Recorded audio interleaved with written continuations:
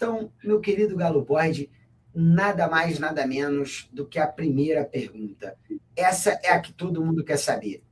Hoje, em 2026, o Atlético Mineiro conseguirá fechar minimamente as suas contas sem um novo aporte de seus controladores? Não, essa pergunta definitivamente ela não tem como. Com a receita operacional que o clube tem hoje, seja com vendas de jogadores ou com o que já gera com as receitas recorrentes, marketing, direitos de transmissão, match day, hoje não é possível fechar o clube no verde. E essa pergunta é importante, né, pessoal? Até para a gente entender um pouquinho dos números do Galo. O Galo, e eu falo aqui sempre com a ressalva do Vinícius poder aqui me corrigir a qualquer momento, porque é uma pessoa que eu tenho muita confiança e por isso trouxe um especialista nos números do Galo para puxar aqui minha orelha se eu estiver errado. Mas o Galo hoje possui aí na casa de 2,5 bilhões de reais em dívida. Um clube que fechou o ano de 2024, sempre lembrando, já estamos em 26, mas os clubes têm até todo o 30 de abril de cada ano para divulgarem seus balanços. Então, a gente tem que tratar os números oficiais.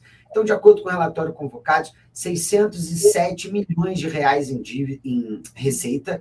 Isso significa, então, que o clube precisaria aí quase que de 4 anos sem gastar nada, só com a sua receita para pagar a sua dívida total. Mais do que isso, o Galo tem mais ou menos aí 1,1 bi de real em dívida de curto prazo, majoritariamente dívidas bancárias, uma arena construída que passou sim a dar receita para o clube, porém é uma receita que ela também trouxe um endividamento, porque essa construção, em que parece ter sido feita por uma empresa que está ligada aos controladores do clube, foram emitidas dívidas via mercado, né, que é o que a gente chama de certificados recebíveis imobiliários.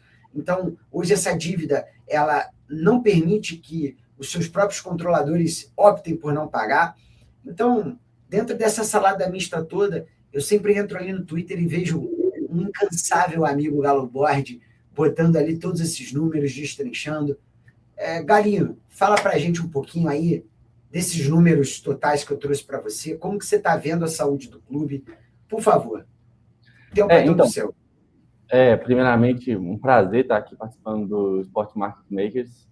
Eu sou um grande fã de todos os quadros do canal. E acompanho vocês há muito tempo. Estou sempre comentando lá, pedindo alguém, traz esse, traz aquele. E é um prazer. O Bruno foi uma das primeiras pessoas assim que retweetou um post meu quando a gente começou a página. Comecei por puramente hobby, assim, foi para... Eu já gostava de fazer esse acompanhamento por conta própria, fazia ali minhas planilhas, meus acompanhamentos, e depois eu pensei, vou começar a expor um pouco dos números que eu tenho, da minha visão financeira em relação aos números do clube. Mas falando diretamente dos números, a gente tem que entender uma coisa, que a dívida do clube, ela é uma dívida elevada há muitos anos em relação à receita do clube. Mas mais do que ser uma dívida elevada, é a capacidade de pagamento. O clube hoje ele não gera, vamos colocar em palavras assim, não gera espaço para esse pagamento dessa dívida. E como você falou, a dívida de curto prazo do clube hoje está na casa de 1 bilhão de reais, 1,1 bilhão. A receita não cobre isso, também não gera espaço, porque o futebol, o core business da empresa, ele não gera, ele pega esse custo e consome toda a receita do clube. Então, quando a gente fala de dívida, que é uma dívida bem elevada, 2,3 bi, acima desse problema que já é a dívida elevada e os custos que ela tem, é a capacidade de pagamento do clube. O clube não tem capacidade para isso de forma orgânica. E o clube tornou o SAF com uma promessa desse pagamento dessas dívidas em 2023. Assim, voltando um pouquinho atrás, os atuais donos, eles participam da gestão do Atlético há muito tempo. Desde o que eu tenho lembranças, assim, 2010, 2008, eles já participavam de forma, vamos dizer assim, dando uma ajuda financeira, um patrocínio através das suas empresas. Mas em 2020 eles entram na gestão de fato.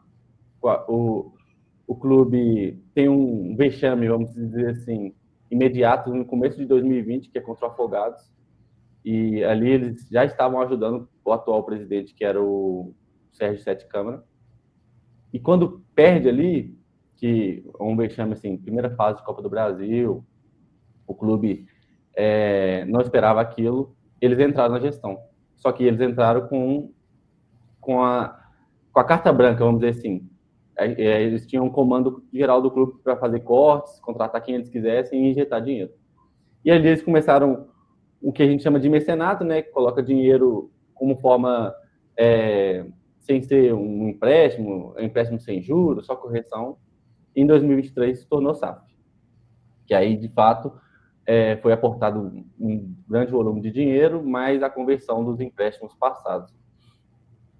Só que o grande problema da dívida do clube, quando a gente fala em termos gerais, diferente de outros clubes, e eu posso citar aqui alguns como o Vasco e o Cruzeiro, é que o Atlético sempre foi um clube que sempre se alavancou muito em empréstimos.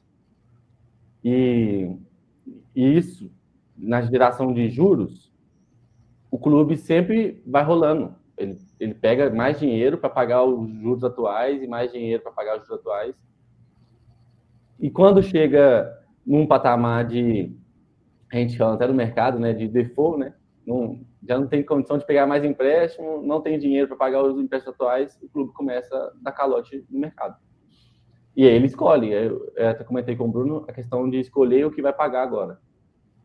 Perfeito. E talvez, né, Vinícius, para a gente fazer aqui um paralelo para os meus queridos torcedores de balanço, qualquer empréstimo por si só, ele tem a remuneração de juros, que nada mais é do que a remuneração bancária, né?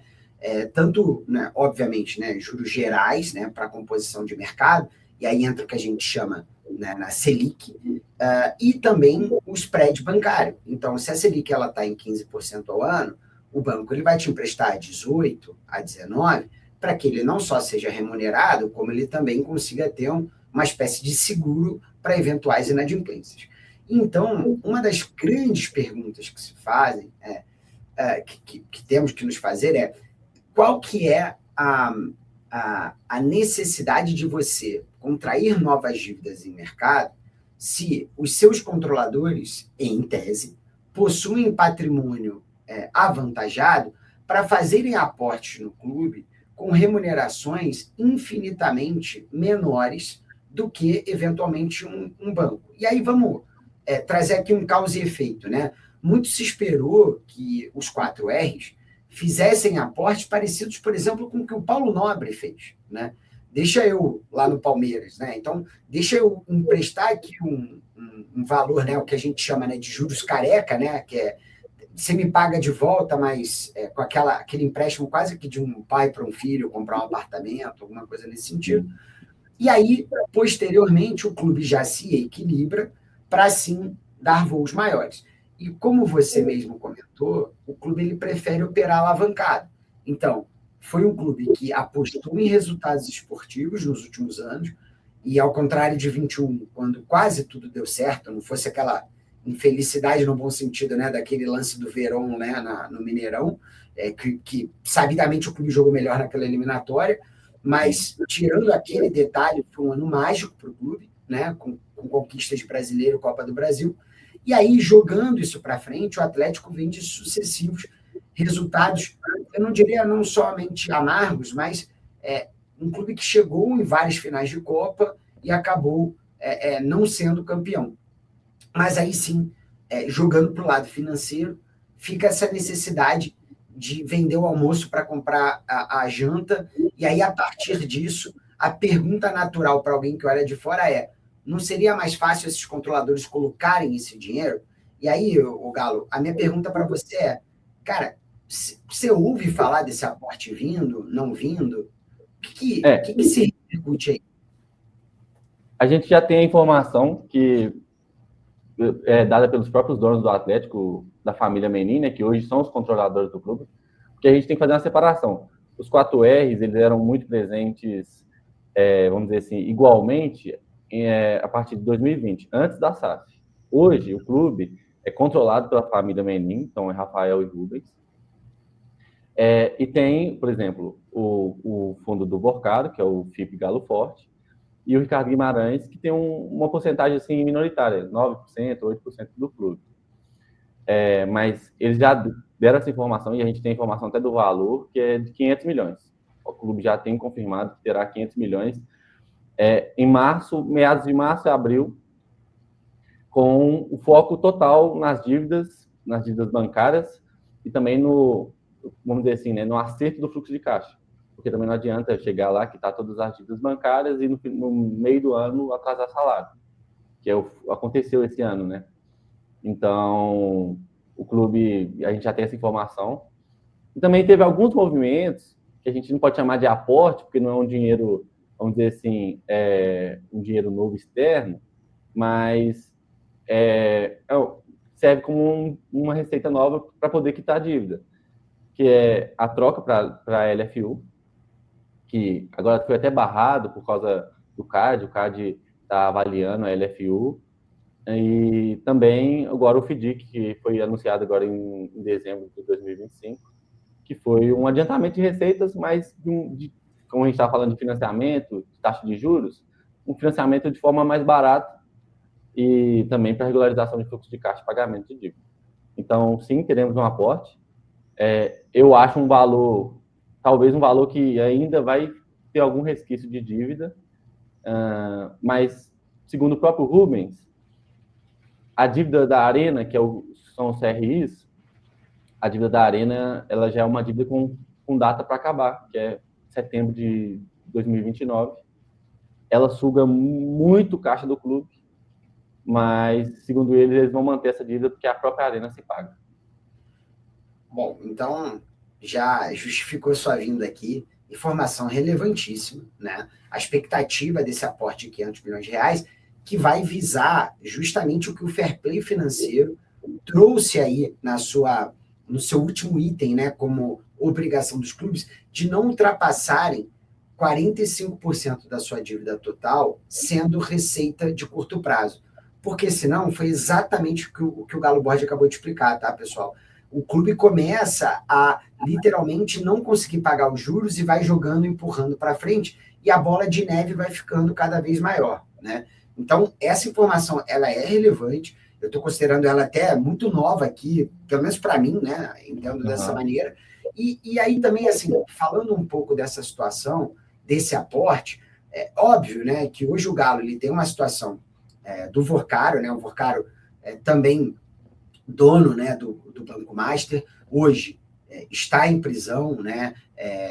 Basicamente está em prisão domiciliar, se não me engano, mas naturalmente foi um dos maiores escândalos do mercado do sistema bancário brasileiro em 2025, e o Vorcaro possui uma participação, se não me engano, em torno aí de 20 e poucos por cento da SAF do Galo, o que naturalmente não é, posso até como advogado dizer isso, né? O clube acaba sendo mais vítima do que propriamente qualquer situação de conluio, mas evidentemente, se alguém tem um quarto do clube e essa pessoa está impossibilitada, está respondendo às demandas policiais e criminais, é natural que se espere que esse aporte ele vai ter que ser feito pelos demais sócios, né?